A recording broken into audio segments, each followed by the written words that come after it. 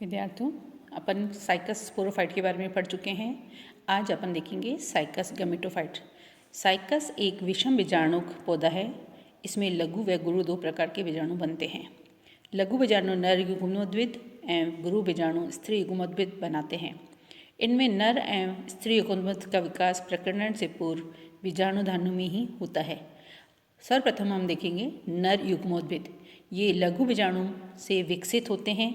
लघु बीजाणु का अंकुरण प्रकीर्णन से पूर्व उस समय प्रारंभ हो जाता है जब ये बीजाणुधानी के अंदर होते हैं।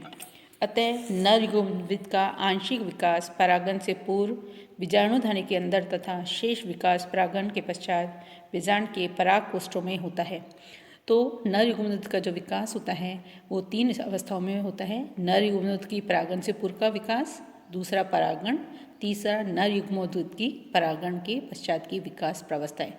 तो प्रथम अपन देखेंगे नर युग्मोद्भिद की परागण की से पूर्व का विकास।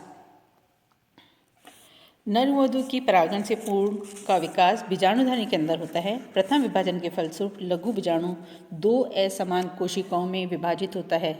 तो ये चित्र जो है ये आपको नर युग्मोद्भिद को इंडिकेट कर रहा है। इसके अंदर बी चित्र के अंदर प्रथम विभाजन जो हो रहा है फलस्वरूप 2 असमान कोशिकाएं का निर्माण हो जाता है। इसमें जो छोटी कोशिका है वो प्रोथेलियल सेल कोशिका व बड़ी कोशिका को पुंधानी कोशिका एंथ्रीडियल कोशिका कहते हैं। प्रोथेलियल कोशिका में कोई विभाजन नहीं होता है, जबकि पुंधानी कोशिका विभाजित होकर प्रोथेलियल कोशिका से लगी एक छोटी जनन कोशिका व एक बड़ी नली कोशिका बनाती है। इस अवस्था में लघु बीजाणु में 3 कोशिकाएं होती हैं। इस 3 कोशिकीय अवस्था में लघु बीजाणु बीजाणुधानी से बाहर निकल जाते हैं। इनका शेष विकास परागण के पश्चात बीजांड के पराग कोष्ठ में होता है। तो चित्र सी जो है इंडिकेट हो रहा है, इसमें 3 कोशिकीय अवस्था है।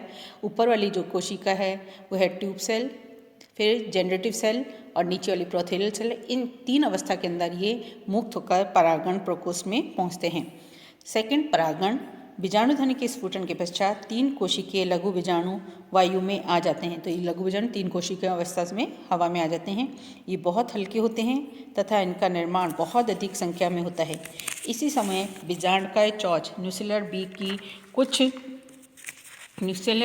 की कुछ कोशिकाएं विघटित होकर एक विस्कासी तरल पदार्थ का निर्माण तरल बनाती हैं, जो बीजाणु द्वार से एक परागण बूंद के रूप में निकलता है। हवा में उड़ते हुए परागण लघु बीजाणु इस परागण बूंद में चिपक जाते हैं। कुछ समय पश्चात यह परागण युक्त परागण बूंद अंदर की ओर खिंच जाती है तथा बीजाणुधारी नाल माइक्रोफाइलर कैनाल द्वारा होती हुई पराग कोष्ठ में पहुंच जाती है। इस प्रकार 3 कोशिकीय परागण बीजांड के पराग प्रकोष्ठ में पहुंच जाते हैं। साइकस की कुछ जातियों के जननांग परिपक्व अवस्था में एक तीव्र गंध उत्सर्जित करते हैं। परागण के पश्चात परागित बीजांड के आमाप में वृद्धि होने लगती है और जो बीजांड परागित नहीं होते हैं वे सूख कर गिर जाते हैं। परागित बीजांडों की बीजांडद्वारी नाल इसमें उपस्थित विस्कासी तरल के सूखने के कारण बंद हो जाती है। यह परागण की प्रक्रिया का अंतिम चरण होता है। तीसरा, नर युग्मोद्भिद की परागण के पश्चात की विकासीय प्रावस्था। बीजांड के पराग प्रकोष्ठ में 3 कोशिकीय परागण का अंकुरण परागण के 1 सप्ताह के अंदर हो जाता है। इसमें उपस्थित जनन कोशिका विभाजित होकर एक वृंत कोशिका व एक काय कोशिका बॉडी सेल का निर्माण करती है, जो कि चित्र डी के अंदर अपने को इंडिकेट हो रहा है। लगभग इसी समय परागकण का बाह्य चौल फट जाता है तथा अंतःचौल पराग नलिका के रूप में बाहर निकल जाता है। यह बीजांडकाय उत्तक को भेदती हुई स्त्री युग्मोद्भिद की ओर वृद्धि करती है। साइकस की पराग नलिका आवृत बीजों की भांति शुक्राणुवाहक का कार्य नहीं करती है। इसमें यह केवल एक चूषकांक का कार्य करती है।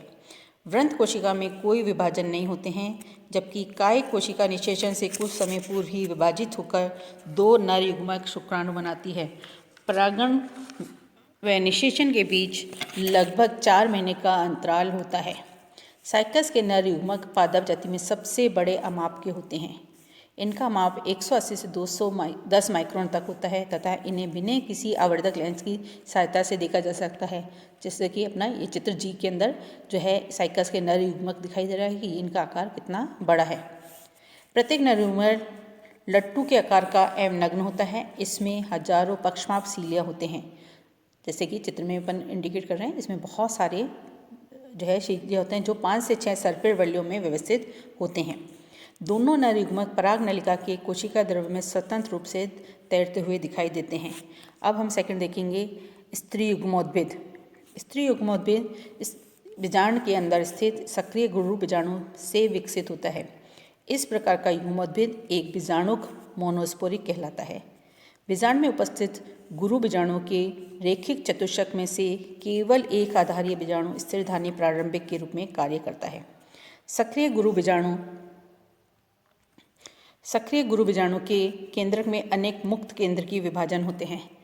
ये आप चित्र के अंदर दिख रहा है डेवलपिंग मेगास्पोर्स। इसके अंदर बहुत सारे जो है न्यूक्लियस जो है मुक्त विभाजन के द्वारा बनते हैं और इसी के साथ ही गुरु बीजाणु के अमाप में भी वृद्धि होती है और इसके केंद्र में एक रिक्तिका विकसित होती है, जिसके कारण चित्र सी दिख रहा है। इसमें बीच में एक रिक्तिका का निर्माण हो रहा है, जिसके कारण इसका कोशिका द्रव्य परिधि की ओर एकत्रित हो जाता है। रिक्तिका में एक श्वेत तरल पदार्थ भरा रहता है, जिसका निर्माण इस भाग के केंद्रकों के अपहासन से होता है। इस बहुकेंद्रकी बीजाणु में परिधि से केंद्र की ओर भित्ति का निर्माण प्रारंभ होता है, जिसके फलस्वरूप कोशिकीय युग्मोद्भिद बनता है। इसे भ्रूण पोष भी कहते हैं। इसकी प्रत्येक कोशिका एक केंद्रकी व अगुणित होते हैं। चित्र आपको सी और डी में दिख रहा है। इसकी प्रत्येक कोशिका एक केंद्रकी व अगुणित होते हैं। आवृत बीजों में भ्रूण पोष निषेचन के पश्चात बनता है तथा इसकी कोशिकाएं त्रिगुणित होती हैं। अब हम देखेंगे स्थिरधानियों का विकास। स्थिरधानियों का विकास स्त्री गुणदूत के निर्माण के पश्चात इसके बीजाणुधारी छोर की कुछ पृष्ठीय कोशिकाएं आप में वृद्धि करके स्थिरधानी प्रारंभिक कोशिका आर्किगोनियल इनिशियल सेल्स का निर्माण करती हैं। ये आर्किगोनियल इनिशियल सेल्स के अंदर पहले परिणित विभाजन होता है। इस परिणित विभाजन से 2 कोशिकाओं का निर्माण होता है। बाहरी कोशिका प्राइमरी नेक सेल तथा भीतरी कोशिका प्राइमरी सेंट्रल सेल कहलाती है। जो ये नेक सेल होती है, इसमें 2 वर्टिकल विभाजन होते हैं, जिससे 2 नेक सेल्स बनाती हैं और ये नेक सेल जो है स्त्रीधानी की नेक का बनाने का कार्य करती हैं। जो इनर प्राइमरी सेंट्रल सेल है, यह एमाप में कई गुना वृद्धि करती हैं तथा इसका केंद्र द्विभाजित होकर 2 अनियमित केंद्रक का निर्माण करता है। इसमें एक छोटा केंद्रक जो है वेंट्रल कैनाल न्यूक्लियस कहलाता है तथा बड़ा केंद्रक अंड न्यूक्लियस कहलाता है। साइकस के पौधे का अंड सभी जीवित पौधों में सबसे बड़ा है। साइकस सर्सिनेलिस के अंड का व्यास लगभग 0.5 मिलीमीटर होता है। परिपक्व स्त्रीधानी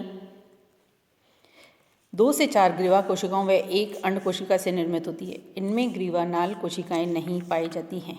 विभिन्न जातियों में स्त्रीधानियों की संख्या भिन्न होती है।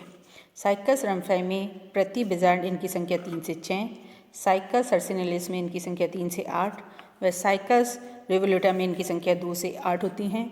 और ये इस तरह से हमें चित्र के द्वारा भी इंडिकेट हुआ है कि आर्किगोनियल इनिशियल सेल से कैसे प्राइमरी नेक सेल सेंट्रल सेल बनती है और ये आगे जो है वेंट्रल न्यूक्लियस एग न्यूक्लियस का निर्माण करते हैं। तो एक मैच्योर आर्किगोनियम में 3 ही तरह की कोशिका होती है, नेक सेल्स, वेंट्रल न्यूक्लियर सेल्स और एग सेल्स।